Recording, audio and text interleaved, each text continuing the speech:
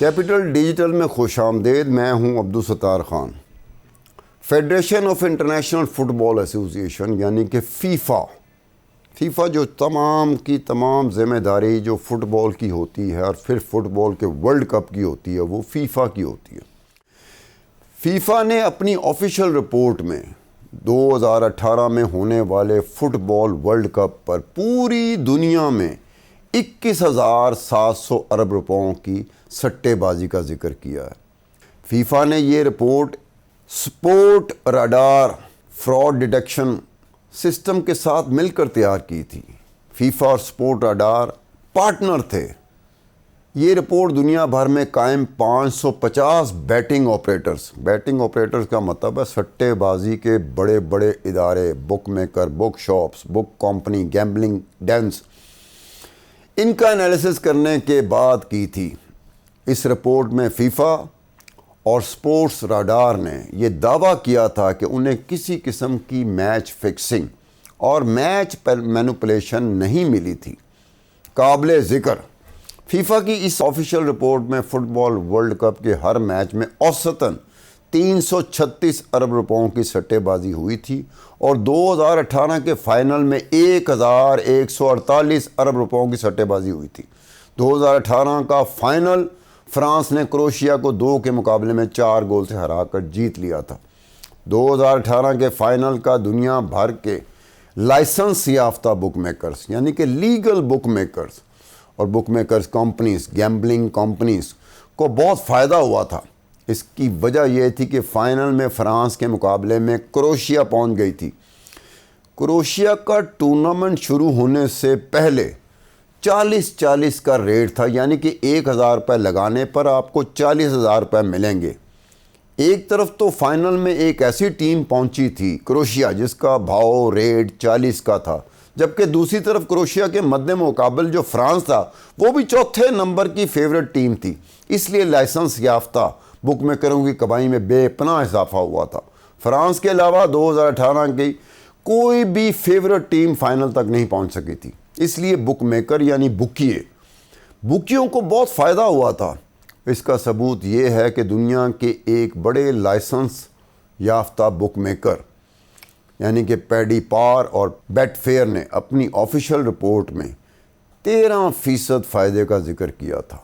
اسی طرح سے فرانس کے جو ایک گیمبلنگ ڈین تھا ARJEL نے 61 ارب روپے سے زائد کی سٹے بازی کی توثیق کی تھی. برطانیہ کے لائسنس یافتہ بک میکر 448 ارب روپوں کی سٹے بازی سے مستفید ہوئے تھے، جو 2014 کے فٹ بال کے ورلڈ کپ سے دگنا تھے. 21,700 ارب روپوں کی سٹے بازی کی ٹی وی اور سوشل میڈیا میں اشتہار بازی بھی اپنی انتہا کو پہنچ چکی تھی، جس کے خلاف مغرب میں آواز بھی اٹھائی گئی تھی. صرف برطانیہ میں ٹی وی اور سوشل میڈیا میں سٹے بازی کی اشتہارات خوفناک حد تک 17% تک پہنچ گئے تھے. لائسنس یافتہ بک میکرز بکیے کہ سٹے بازی کے اشتہار کا ایئر ٹائم باقی کمرشل سے زیادہ تھا. مغربی حکومتیں، مغربی معاشرہ اور میڈیا نے اپنی حد تک اس معاملے میں آواز اٹھائی تھی کہ متعلقہ اتھارٹیز کو ایک حد تک ہی سٹے بازی کے اشتہارات ٹی وی اور سوشل میڈیا میں چلانے کی اجازت دینی چاہیے. سٹے بازی کے اشتہارات کی ٹی وی اور سوشل میڈیا میں بمباری سے بچے اور نابالغ نوجوان متاثر ہو رہے تھے، یعنی ان کو بھی سٹے بازی کی جانب راغب کرنے کی کوشش کی گئی تھی.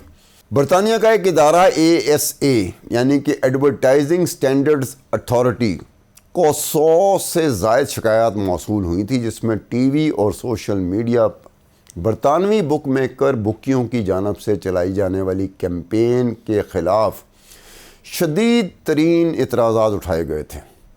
ASA نے برطانیہ کے بڑے بڑے لائسنس یافتہ بک میکرز یعنی کہ ولیم ہل، 3365 بیٹ اور کورل بروک کہ 2018 کے فٹ بال ورلڈ کپ کے دوران ٹی وی اور سوشل میڈیا میں چلنے والے اشتہارات کے حوالے سے چھان بین بھی کی تھی اور اس بات کو محسوس کر لیا تھا کہ برطانیہ کی نوعمر آبادی پر اس کا برا اثر پڑ سکتا ہے. لائسنس یافتہ بک میکرز بکیے اور کچھ حلقوں نے یہ سوال اٹھا دیا تھا کہ 45 منٹ کے 2 ہاف ہوتے ہیں، اس میں کسی قسم کی اشتہار بازی نہیں ہوتی، جبکہ نیٹ فلکس میں 3 گھنٹوں کی گیمز کمرشل سے بھری ہوتی ہے۔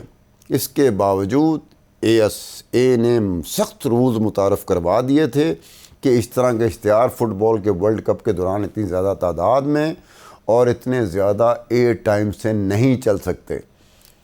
سٹے بازی کے ٹی وی میں چلنے والے اشتہارات کی بھرمار کا اندازہ اس بات سے بھی لگایا جا سکتا ہے کہ 2018 کے فٹ بال ورلڈ کپ کے 50% حقوق BBC کے پاس تھے۔ BBC میں کوئی اشتہار نہیں چلتا۔ اس سے اندازہ لگایا جا سکتا ہے کہ BBC کو چھوڑ کر باقی 50% ٹی وی چینلز میں چلنے والے اشتہارات کی تعداد اور ایئر ٹائم کس حد تک بڑھ گئی تھی۔ برطانیہ کی ASA نے برطانیہ کی on line gambling company GVC کو 10 ارب 92 کروڑ کا جرمانہ عائد کیا تھا۔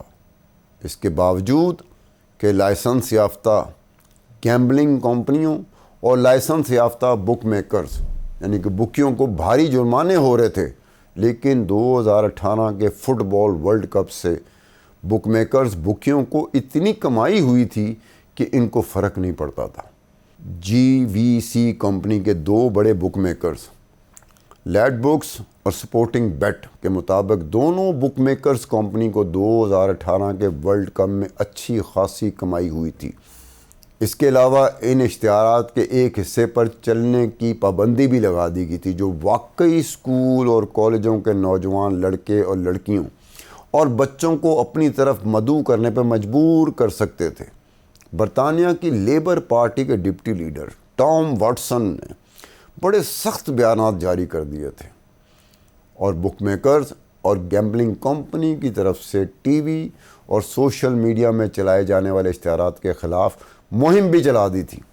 لیکن تصویر کے دوسرے رخ کے مطابق خود لیبر پارٹی کے وہی لیڈر ٹام واٹسن خود بھی ذاتی حیثیت میں برطانیہ کی ایک بڑی گیمبلنگ کمپنی جس کا نام تھا اسکائی بیٹنگ اینڈ گیمنگ کی طرف سے تحائف، ہاسپٹیلٹیز اور فیورز وغیرہ حاصل کیا کرتے تھے۔ برطانیہ کا ایک جریدہ اسپیکٹیٹر کی ایک تحقیقاتی رپورٹ کے مطابق ٹام واٹسن نے sky batting and gambling company کی طرف سے فٹ بال میچ کے 4 ٹکٹ تحفے میں وصول کیے تھے، جن کی مالیت 400 پاؤنڈ تھی۔ برطانیہ کے قانون کے مطابق برطانیہ کے ممبر پارلیمنٹ کو ان تحائف ہاسپٹیلٹی کو ڈکلیئر کرنا ضروری تھا، جن کی مالیت 300 پاؤنڈ سے زیادہ تھی، لیکن ٹام واٹسن نے ایک گیمبلنگ کمپنی کی طرف سے تحفے کے طور پر ملنے والی 4 ٹکٹوں کا کوئی ذکر ہی نہیں کیا تھا، نہ ہی انہوں نے ڈکلیئر کیا تھا۔ اسی gambling company sky batting and gaming کو بعد میں اسٹارز گروپ نے 658 ارب روپوں میں خرید لیا تھا۔ بے شمار ممالک ایسے ہیں جہاں گیمبلنگ اور سٹے بازی پر پابندی ہے، لیکن ان ممالک میں کروڑوں لوگ اربوں روپوں کی غیر قانونی سٹے بازی جسے اللیگل بک میکرز اور اللیگل بیٹنگ کہتے ہیں وہ کرتے رہے۔ اربوں روپے کی اس غیر قانونی سٹے بازی کا نقصان حکومتوں کو بھی ہوتا رہا ہے۔ اربوں روپے کی اس غیر قانونی سٹے بازی میں کسی کو بھی کسی طرح کا ٹیکس دینا ہی نہیں پڑتا۔ اس سلسلے میں چین کی حکومت نے 210 ارب روپوں کی سٹے بازی کو ڈھونڈ نکالا تھا، جو 2018 کے فٹ بال ورلڈ کپ سے پہلے سٹے باز لگا چکے تھے۔ برطانیہ کے سٹے بازوں نے محب وطن ہونے کے ناطے سے 448 ارب روپوں کا 70% برطانیہ کی فٹ بال ٹیم کی جیت پر لگائے تھے۔ اس لیے برطانیہ کی فٹ بال ٹیم کی سیمی فائنل میں کروشیا سے ہارنے کی وجہ سے برطانیہ کے لائسنس یافتہ بک میکرز بکیوں کو کافی فائدہ ہو گیا تھا۔ برطانیہ کے ایک بڑے بک میکر ولیم ہل کے ترجمان نے برطانوی اخبار گارڈین کو انٹرویو دیتے ہوئے کہا تھا کہ اگر برطانیہ 2018 کا ورلڈ کپ جیت جاتا تو برطانیہ کے بہت سارے بک میکرز کا دیوالیہ بھی ہو سکتا تھا۔ چین کی سب سے بڑی موبائل میسیجنگ پلیٹ فارم وی چیٹ کے 50,000 ایسے کسٹمر کو ختم کر دیا گیا تھا جو اس پلیٹ فارم سے 2018 کے فٹ بال ورلڈ کپ کے میچوں پر سٹے بازی کر رہے تھے۔ وی چیٹ کی انتظامیہ کا کہنا تھا کہ 2018 کے ورلڈ کپ سے پہلے ہی چین کی حکومت نے کریک ڈاؤن کی وجہ سے سینکڑوں sporting betting websites offline ہو گئی تھیں، اسی لیے سٹے بازوں نے سوشل میڈیا پلیٹ فارم کا رخ کر لیا تھا۔ چین کی حکومت نے وی چیٹ کے 50,000 سٹے بازوں کو تو ڈھونڈ لیا تھا، لیکن وی چیٹ کے 1 ارب سے زائد ایکٹیو یوزر تھے، جس کا 90% چین میں رہتا ہے۔ ایک بات ذہن میں رکھنی چاہیے کہ چین میں ہر قسم کی سٹے بازی کا بت وہ انتہا کو پہنچ چکا ہوتا ہے، اور چین سے سٹے بازی کسی نہ کسی طریقے سے سٹے بازی کا جو چین کے رہنے والے لوگ ہیں کوئی نہ کوئی راستہ نکال لیتے ہیں۔ ہانگ کانگ میں 45 افراد کو گرفتار کر لیا گیا تھا جو غیر قانونی سٹے بازی میں مصروف تھے۔ تھائی لینڈ میں 3,000 افراد کو 2018 کے ورلڈ کپ کے میچوں پر غیر قانونی طریقے سے سٹے بازی کرنے کے الزام میں گرفتار کر لیا گیا تھا۔ تھائی لینڈ پولیس نے نہ صرف غیر قانونی بکیوں سٹے بازوں کو گرفتار کیا بلکہ ان خوبصورت ماڈلز کو بھی گرفتار کر لیا تھا جو سٹے بازوں کو غیر قانونی سٹے بازی کی طرف راغب کرنے میں مشکوک قسم کی سرگرمیوں میں ملوث تھے۔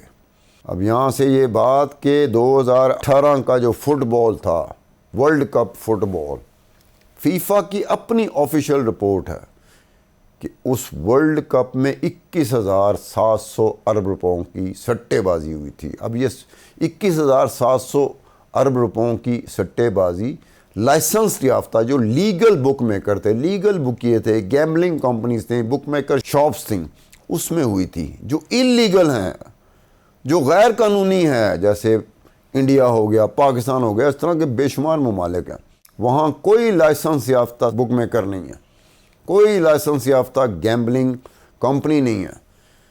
غیر قانونی طور پہ سٹے بازی، خاص طور پہ انڈیا کے حوالے سے، آپ اس کے بارے میں وثوق کے ساتھ، یقین کے ساتھ ان کے والیوم حجم کے بارے میں کچھ نہیں کہہ سکتے، کیونکہ ریکارڈ ہی کوئی نہیں ہے۔ یہ فیفا جو 21,700 ارب روپوں کی سٹے بازی کی بات کر رہا ہے، یہ تو وہ بک میکر ہیں جو لائسنس یافتہ، جن کا ریکارڈ ہے، جن کا ریکارڈ چیک کیا جا سکتا ہے۔ ان کے ریکارڈ میں ساری چیزیں آتی کہ سٹے بازی کا والیوم کیا تھا۔